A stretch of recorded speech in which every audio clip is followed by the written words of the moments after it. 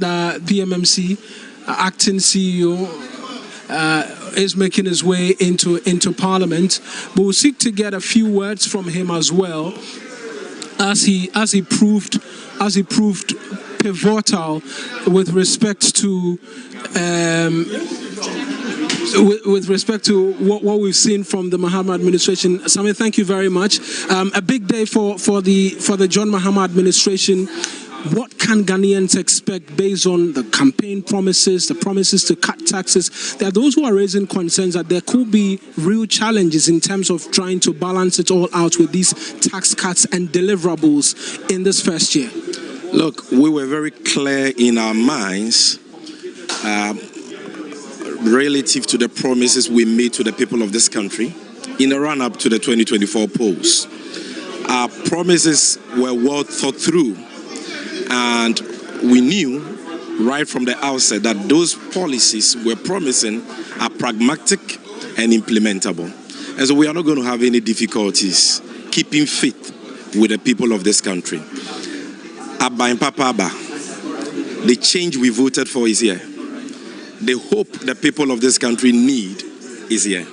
And I'm very optimistic that by the time the finance minister is done reading this budget, many Ghanaians will find hope in his words, because we are going to have a budget that responds to our needs, responds to our aspirations as a people. A budget that will ease hardships, a budget that will create jobs, a budget that will create prosperity for all, that will respect the social contract that we in the NDC have with the good people of this country. And so I have no doubt in my mind that the promises we made at the polls will be implemented by this government starting from today, the reading of our first budget. Just quickly on your mandates, PMMC, the gold board, the importance, natural resources, which we're expected to be able to get a bit more from. A lot of confusion in the minds of Ghanaians wanting to liken it to cocoa board and the huge debts that they've incurred subsequently. What's the clear vision of this gold board which you're seeking, your administration is seeking to implement? Well, the objective is very clear. The objective for the gold board is to optimize forex mobilization and gold reserve accumulation for the country. And it is all aimed at stabilizing the national currency, the Ghana cedi, and creating prosperity for the people of this country. And I know that today the Minister for Finance will throw more light on the gold board in the budget, and those who have questions may have their questions answered. But even beyond the budget, the bill that we were tasked to put together by the President and the Finance Minister is ready, and I know that the Minister will be laying that before Parliament in the next couple of days. So everything is being done in a very transparent manner, because it is about Ghanaians. It is about how we can all have a solid national currency and bring, have a control over the dollar rate, which is killing businesses and killing Ghanaians. That is what the gold board is all about. And I'm sure that today a lot more clarity will be provided by the Minister for Finance in today's budget. But above all I want to say is that Abba and Papa Abba, just brace yourself for far-reaching policies in this budget that will help us build the Ghana we want and create prosperity for all of us, create a country where all of us can realize our potential as a people. Thank you. Thank you very much. The nation's address spent a lot of time talking about agriculture, and I believe today the budget as well would spend a lot of time detailing our programs for agriculture. It is our intention that we use agriculture to drive accelerated economic growth, create more jobs, improve on the mechanization of agriculture, increase the output, grow the agro industry so that we can be very competitive on the international market when it comes to food and agribusiness. On the international market when it comes to food and agribusiness, we've heard the president mention farm extension services being brought in and the likes. In the short term, I want to be able to put a few more tangibles on it. In the short term, what can we expect to hear today? Are we expecting to see when the Agric Minister spoke about lands being secured and handed out to young people for farming to begin? Are we going to be hearing specifics in that regard, or we're going to be hearing things in relation to how we're going to improve our cocoa production, or these extension services being provided? What can we hear, at least for this first 1 year of the Mahama administration? Well, you are going to hear a lot about the farmer services centers, because we are starting the construction and the functionality of those centers this year. You are going to hear something about Agri-Nest program. You are going to hear a lot about how we are going to support the farmers with inputs. You are going to hear a lot about irrigation for wealth creation. You are going to hear something even about our youth in cocoa farming and how we intend to accelerate cocoa production so that we can meet our needs, our trade needs, and so on. So, I mean, it's going to be a comprehensive array of all the key initiatives that President Mahama has been speaking to. And so after the budget, I'm sure we'll come back again and look at it. But it is very important to underscore the need to clearly unearth or uncover the current state of the economy. Earlier on, I heard Gideon Buako speak to you, and he was making some very different... 1 trillion, I mean, 1.2 trillion. You disagree with some of the things he had to share with deceptive, extremely deceptive economics he was trying to do there, because the truth of the matter is that economic growth is a function of where the economy is and how much it has increased and how much government investment has been done. The 5.7 economic growth that they chalked last year is just a doped economic growth. And it's a doped economic growth because the past 2 years they are not paying any debt. And so all the monies that they are used to, you are supposed to use to pay the interest rate, the principals, were input into the elections expenditure, and which is elections expenditure gave us that growth. And so that is a dope growth. But if you do a real analysis of the economy, in fact, in the first place, no economist of his sort will use nominal GDP to do any analysis. And if you are going to use nominal GDP to do any analysis, then do it properly. Because in 2008, when we came into office in 2009, the GDP was 17 billion Ghana cedis. In 2016, when we were living, it was 220 billion Ghana cedi. And that is about 1,300% increase in the nominal GDP. So if you compare 220 billion in 2016 to 1.2 billion now, they have just increased it by 5 times. We increased it by 13 times. And that was significant.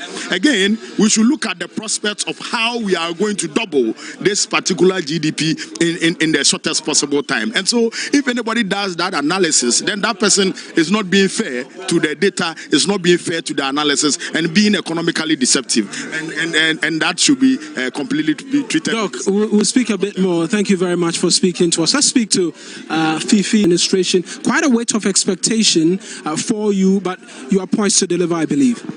Yes, we campaign based on what we knew to be the difficulties for the nation that we saw, and the need for us to start taking steps to restore hope to the people of Ghana.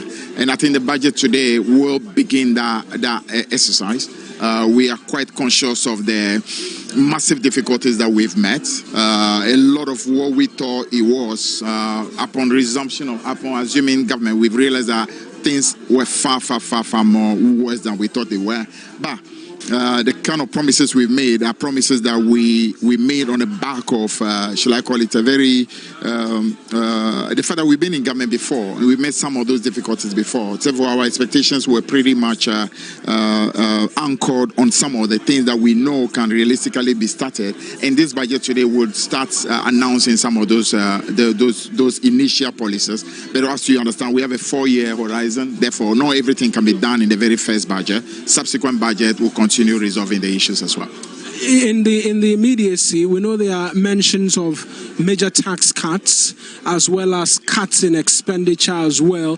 What is that one tangible that Ghanaians can really look forward to after today's delivery by the finance minister? Is it to say that after today, comparing to Akufo-Addo in his first year, he ambitiously launched the free SHS policy, could we be hearing the finance minister fully launch either the 24-hour economic policy or the free tertiary education for level 100 students? I prefer not to go ahead of the finance minister. As you understand, I need to allow him that privilege of bringing, shall I call it, the set of policies that we hope to announce. But the most important thing to remember at all moments is this. Governance is not just about hype. It's not simply about the kind of things you do so you can get an applause. It's what you do that would bring about sustainable development of your country. And I'm sure we'll be seeing the beginning of that. Policies that would start anchoring us, bringing us back into a place of stability in order to allow that over the next 4 years we can develop this country in a way that Ghanaians will know clearly that there is a much better government in place. Thank you very much. That's the Honourable Fiifi Kwetey. That's Sammy Gyemfi. Let's speak to Dr. Gideon Boako. Dr. Gideon Boako, just briefly, he was an advisor to the president, the vice president, I should say, in a conversation with the acting CEO of PMMC as well. Quick conversation. Let's speak to Dr. Gideon Boako now. With respect to expectations. Doc, thank you very much for joining us. A big day for the Mahama administration. You in the NPP have stressed that a lot of what we will be seeing going forward will be the work that you've put in place as a result of the IMF program. What are your expectations today as Dr. Kesi Alatoforson reads that budget? Well, it's a day for Ghana. This is the budget for the country. And that is to be presented by the finance minister on behalf of the president. As we all know, budgets are to give indication of how the government intends to raise revenue and also spend the revenue that he raises. I believe that where we are as a country, there's so much expected of the Ghanaian people. What I want to see the finance minister present is a candid appreciation of the situation, where we're coming from, the strides that have been made so far by previous governments, and what he's also going to add to what he inherited.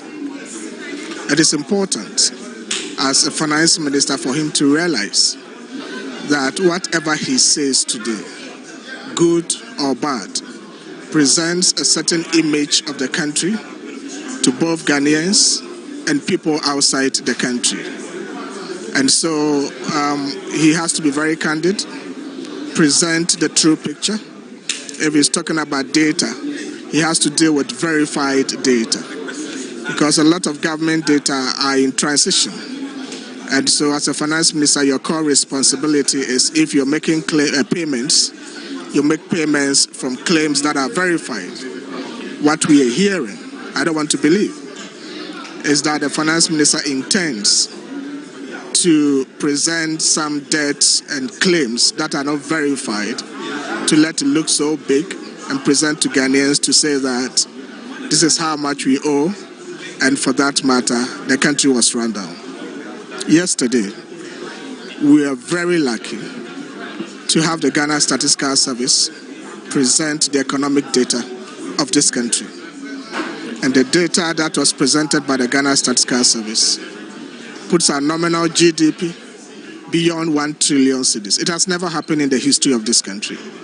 It tells you that when the former finance minister, Mr. Kenofriata, presented the 2024 budget in November 2023, and he said that for the first time, Ghana was going to record a nominal GDP of over 1 trillion, Kenofriata was right.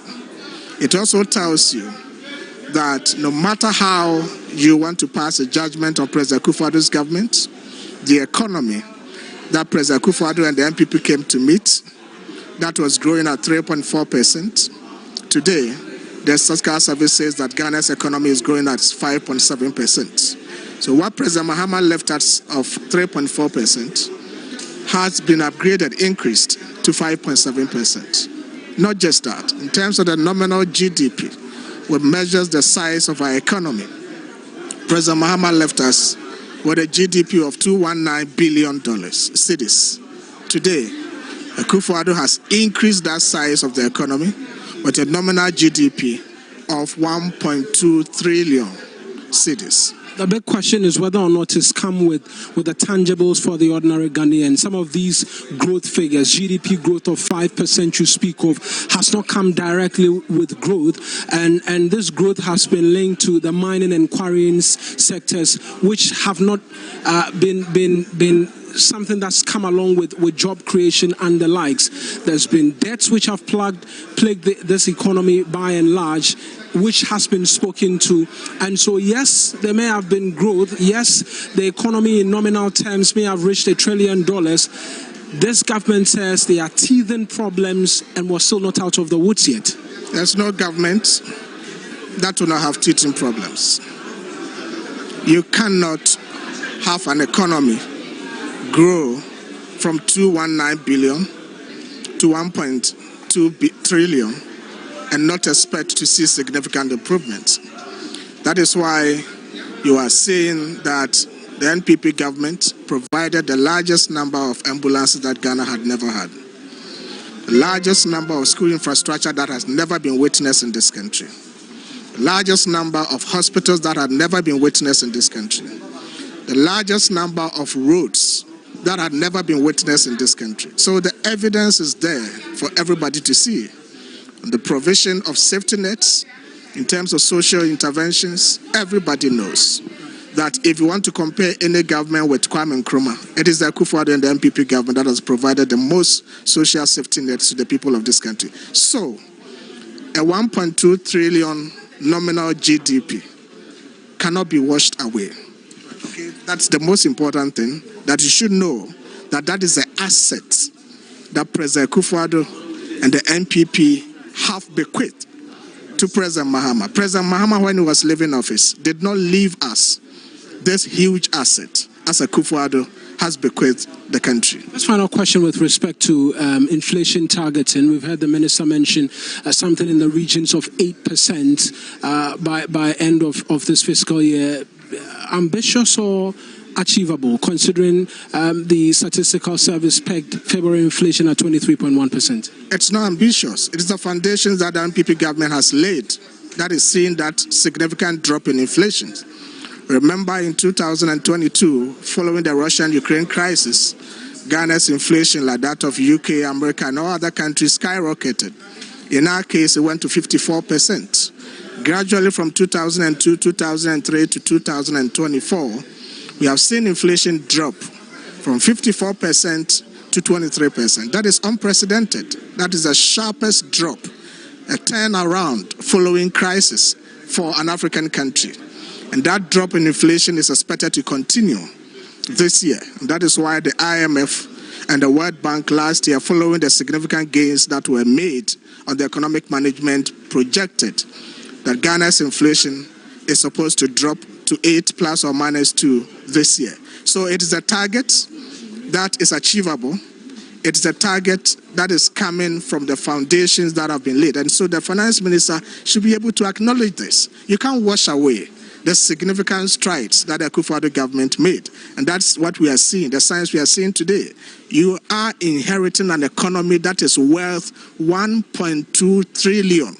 1.2 trillion. That is the economy that President Akufo-Addo and the NPP have left for President Mahama. When he was leaving, he left Ghana 219 billion.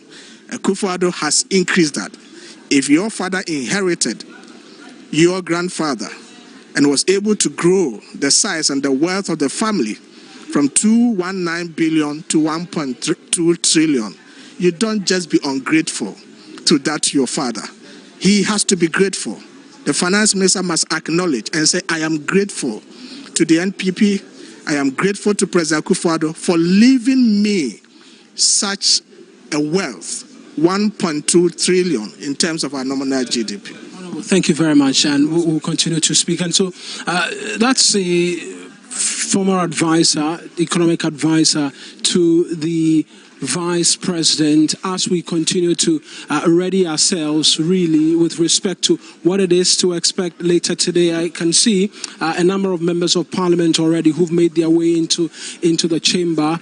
We'll bring the conversations in relation to pre-thoughts here, but we will continue to monitor proceedings from here in Parliament for you as we ready ourselves for the presentation by the Finance Minister. Mawena Igbeta and the rest of my colleagues, back to you in the studio, and we'll be back shortly with a bit more in terms of reactions. And then monitor in the state of the